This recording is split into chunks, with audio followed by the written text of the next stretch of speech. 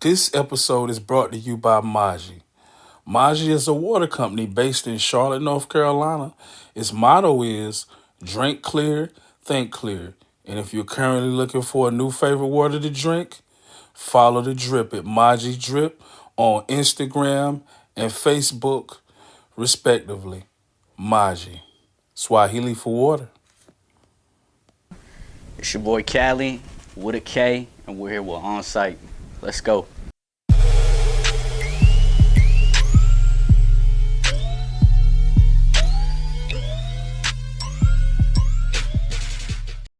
I appreciate you coming out and doing the show with us today. Thank you for having me. Welcome to OnSight. And as always, or typically the first question we ask is, where did you come up with your name? So give us the story behind Cali with a K. All right, so initially, I'm from LA. So everybody initially just started calling me Cali. And it just stuck with me just to be a little bit different. I mean, there's a lot of good, amazing artists out there. You know, a lot of people from California. So I threw a little different tone on it. Instead of with a C, you got Cali with a K. Give it a little spin on it. You just said originally you're from California. How'd you end up in North Carolina? It was due to education, believe it or not, yeah. Education. My dad thought it was just a better living environment for me. Okay. About how old were you? Or when do you say? In your words, when did you discover hip-hop? What age were you when you discovered hip-hop? So that was not too long ago, actually. It was more around, I want to say 2013, 14. Really? Right when I stepped into it. I always had the dream to, rap and, make music. But it wasn't initially till I started hanging out with my boys. We started to link up after work, just throw on a beat and just let it out.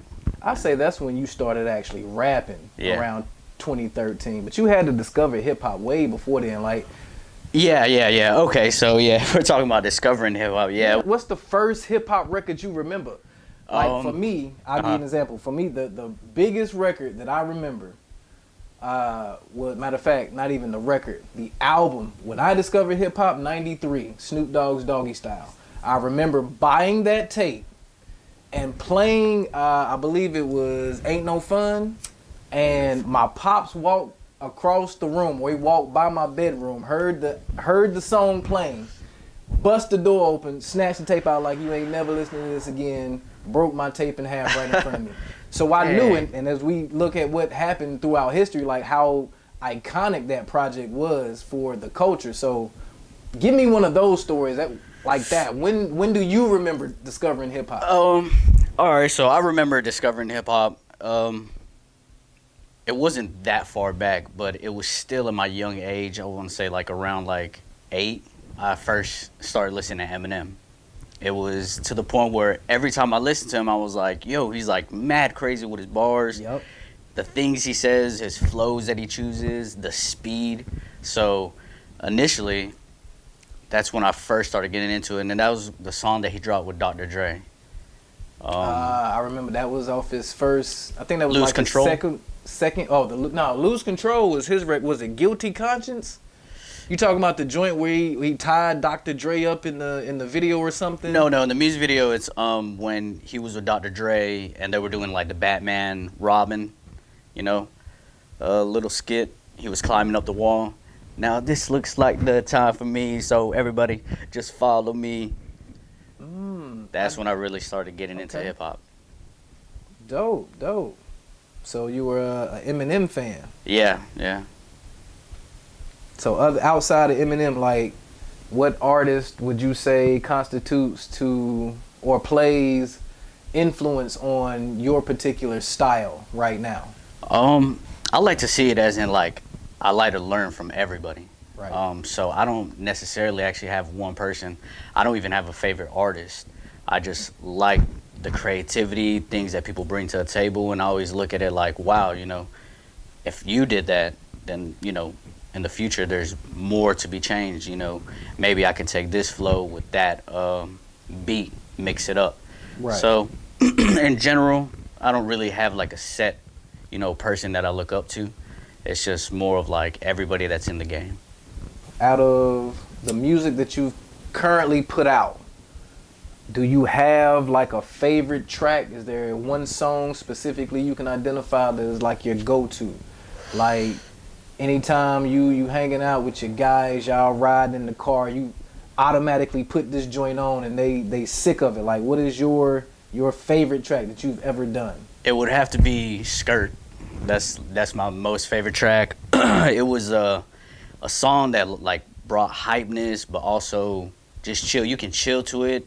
You can hang out with the boys, get hype. You can drive through it, maybe speed a little bit. So that's my most favorite one. I play that continuously. So any story behind that record? Like, what was the energy like in the studio recording the joint? How did you come up with the concept? Like Skirt, I'm taking it, it's about riding. Yeah, you know, driving, going fast, doing stuff from state to state. Honestly, the way most of our songs that are made in general, because I speak with my boys, I like to do stuff with them. When I make a song with them, it's usually just off the vibe that we're in. It can be going from like 10, and then all of a sudden, if a beat changes, we can go down to 5, slow it down. It's always different. So to speak upon the song, like, yeah, there was no like set, I guess you could say, vibe to it. It just happened, just randomly. Okay. Then in the studio, like, what's your creative process? Are you more of a writer, or is it just that moment in time when you're in the studio? Do you pick a track and take it and go right to it, or is your method, you know, you like to be in the environment of the studio, put the beat on, play the joint 20 times, and we gonna sit here and pin it?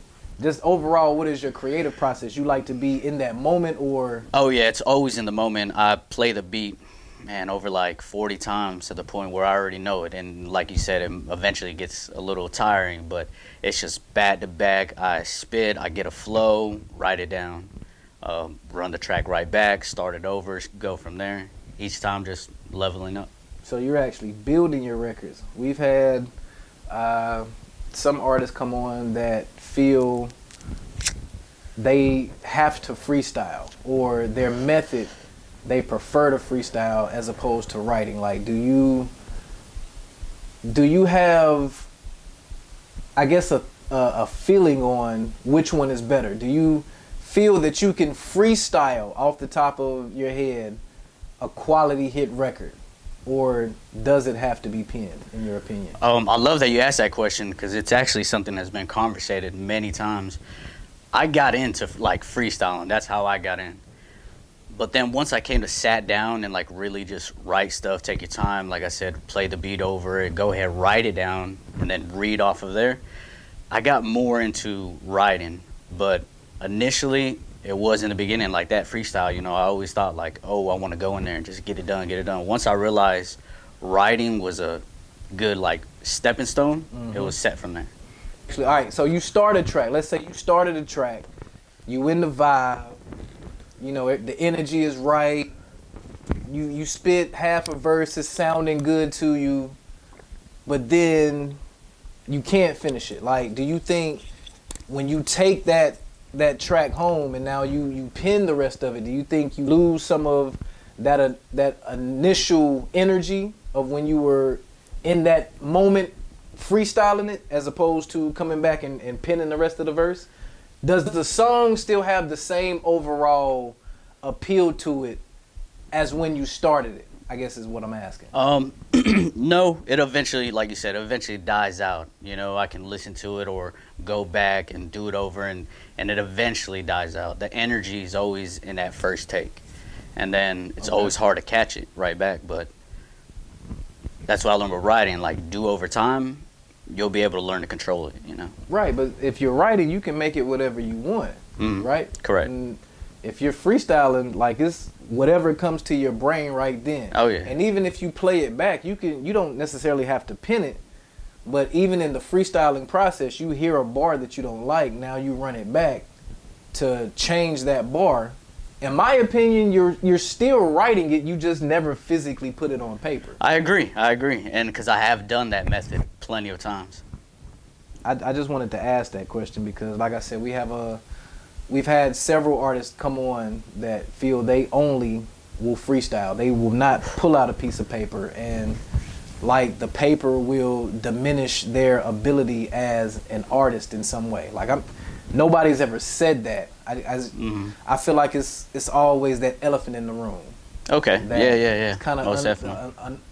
or a silent killer. Like they just think I wrote the joint. It's not gonna play as well with the streets because I physically wrote it. But in your opinion, where's the money in the industry?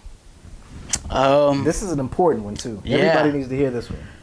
I believe it's that's a hard one because initially the steps that I would take is I don't have a problem actually, selling my music. If somebody likes the way I create it or I do it, I don't have a problem with that. The rise are just levels, and if you're in that, I guess, in that game and I guess in the doorstep, you're there. Your accomplishment is there. Whether, like you said, you would have to maybe, I guess you could say sell it, sell your bars, sell your song. Yeah, but every artist or every rapper isn't necessarily a rapper. In my opinion, the biggest example I've always had has been Diddy. All right. Everybody knows Diddy doesn't write his bars. But tell me Diddy didn't have some of the biggest hits. Hands down. Because of the people he had penning the records. Yep. The energy that they put into recording the record. And the way he marketed and performed the records. The action in the videos, the memorable moments in the music videos. Like, people still talking junk to this day. You hear the Suge Knight line, if you don't want people dancing all in the videos, then come to Death Row. Okay, somebody else said that, but who made it famous? Because we knew exactly what Sean Diddy Combs was gonna do in your music video. Yeah. So the money is in my opinion, is in the background. It's behind the scenes. Yeah. The studio, the writing, the recording, the engineers, the producers. If you're gonna do it, look at the long-term game. Everybody won't be on top. Everybody can't have 12 straight summers. Everybody can't be Jay-Z or Drake or Eminem or Nelly. Yeah. There's some one-hit wonders out here that are still getting it, like Chameleonaire, who is just a tech guru now. Still making a lot of money in the industry, but we ain't heard a Chameleonaire record. We ain't heard a Chameleonaire record in how many years? Exactly. Teenagers. Yeah. Exactly. All right, so I just brought up Chameleonaire. Here's a great follow-up question to that. What piece of tech do you absolutely have to have on you at all times besides your phone? Besides my phone. Besides your phone. Everybody will always go to the cell phone. It's become programmed in our brain. We can't leave the house without our cell phone. But outside of your phone, like what piece of technology do you always have on you? My watch. That's the only thing that I can say. Every morning I do put it on before going to work. So that is actually an answer that you were the first person to answer a watch. I think that might be an overlooked piece of tech. Keep a track on time. Got to keep a track on time. Time is, in my opinion, the one unrenewable resource. We cannot get back time. So you said you don't have a favorite artist. Is there an artist that you've collabed with from the area or from your camp that you feel doesn't have or isn't getting as much shine? Somebody you need to put that spotlight on. Like, who is an up-and-coming artist from your opinion that you need the world to know about? My boy, the Captain. He's part of my crew, LC. We're all boys. We've been tight. And he always, Captain got the very first, the premiere episode of OnSight. Yes, sir. Shout out to Captain 239. He throws a flow and a hype on there that, to me, I know there's other artists out there that can match it, but you can't match it like him. And that's why about 80% of my tracks, I got him on it. Just, he got it. Like, he got it. He's good. You got him on 80% of your tracks, so y'all gonna do like a tag team or a collaborative mixtape or something? Something like a new Ray Sherman, Yeah. Something fresh to the game. And then from there, just build ourselves. It's going to start off one or the other. You know, whoever makes it there first. You know, to us, it's not a competition. Yeah, facts. But once we get up there, you know, it's how we bounce off of each other. And like I said, originally, starting to rap with my boys, you know, we did it in the garage or in the car. So a lot of our hypeness and energy does come from each other. So from that point, you know, more getting up there, I would love to eventually have all my boys on the track. It's an energy that can't be matched. Right. So when you say like how big is the crew? Are y'all like Wu-Tang deep, 9, 10 people? Nah. It's about as close as a hula hoop. Okay. It's just about 4 of us. Got you. 5, including my brother, but he's more of long, like, he's just there by our side. We try to get him to rap, but he's not with it. Hey, it might not be his thing. Yeah. So y'all got a set producer or y'all just working with? Yes, I got a set producer. I only work with Absolute, Bullhead City Studios. Shout out to Bullhead City Studios. Oh, yeah. He has a touch on it that once he learns exactly what I like, what flow I'm at, what type of beat I brought, he just gets in there. He just gets in there, doesn't really have like too many questions. He already knows what little tweaks I might like. I can be sitting there while he's editing and he'll just add something just off of him, and it's perfect. How important is it, in your opinion, to have a set engineer? So like you just said, when you actually do go to the studio, you prefer Bull City Studios. Yep. Because of the engineer. So I know a lot of artists that they will really kind of bounce around from studio to studio, but that doesn't give the lead engineer an opportunity to really learn their sound, learn the plugins and how to tweak that person's voice or their particular style to bring the most out of it. So how important is it, in your opinion, to like lock in with either solidify a set engineer or to lock in with one specific studio? It's very important, especially to me. It's more, and I won't take it as far as, you know, everybody will say, oh, it's a close friendship, but it's, you know, it'll eventually grow to that, but it's more of just respect, the line of boundary, and just knowing each other just off of connection, like you said. Right. He'll know things that, you know, he'll be like, okay, I know he's going to like this little tweak up in there. He'll just throw it. So it is very, very important to keep it locked down. Hey, cool. So any track, whether it's from yourself, somebody at your camp, or an industry artist, what is the one song that you absolutely play too much of right now? Like when you with your guys and you put this joint on, they are like absolutely turn that shit off. I hate that. Stop playing it. It's actually just a pretty recent one. It's called For the Gang, and it got me and my 3 boys up in there, and we have been playing that consistently, back to back. Morning, bring up your morning at 10. You're going home from work, put it up, drive it. Dope. So what's the energy behind that record? You said For the Gang? Yep. The energy was just finally we had a time where we all linked up, so we were all able to just go ahead and throw on a beat and feed off of each other, and we recorded and set it from there. Dope. Okay. That are actually all of the questions that I have. So again, is there anybody you want to shout out, or any last regarding words, anything that the public needs to know about Cali with a K?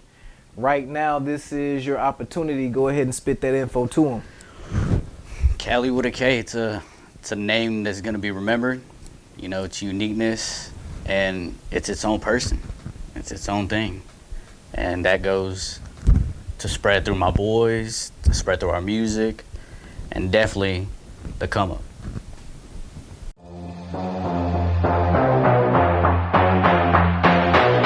Maji is a Charlotte, North Carolina-based, Black, veteran-owned and operated premium bottled water experience. Our name comes simply from the Swahili word for water. Maji's motto is drink clear, think clear. Drinking water keeps our brain from having to fight against the effects of dehydration You can follow us online at Maji Drip and our website, MajiH2O.com. OnSight, yeah, OnSight, oh, OnSight. My body's drunk, I'll be close to. My body's drunk, I'll be close to. I love you, Yeah. Go. Watch it hit this shit real fucking quick. The way I walk, the way I talk, the way I move, so slick. Like. Let's go.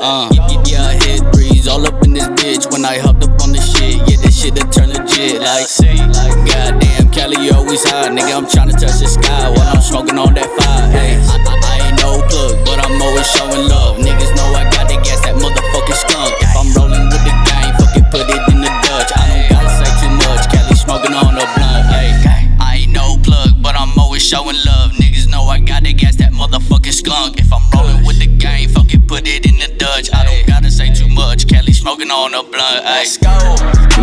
North Carolina's finest. This the part where I'ma go off the top. Go ahead, go, yeah. Ooh, watch me switch at the pace. Ooh, count up all my cake. Yeah, I do it every day. Smoking gas and getting paid. It's okay, I'm always paid. Cali with a fucking K. Yeah, I'm posted with the gang and ain't shit finna never change. I ain't never finna change. Cali know the fucking game. Yeah, I'm tatted on my neck and I ain't do that shit for fame. I'm legit, nigga, yeah. And I put that on the game, yeah, I got them 2 through 3s, and you know I let it bang. If you got beef, meet me on the streets, nigga, you know where I be. I don't play no hide and seek, yeah, I got these blue bands, but you know this nigga be. I be mobbing with the team, we be mobbing, we OGs, proud of me, ooh. Hell yeah, I'ma drop right there, I'ma stop, that's legit top 5 right there.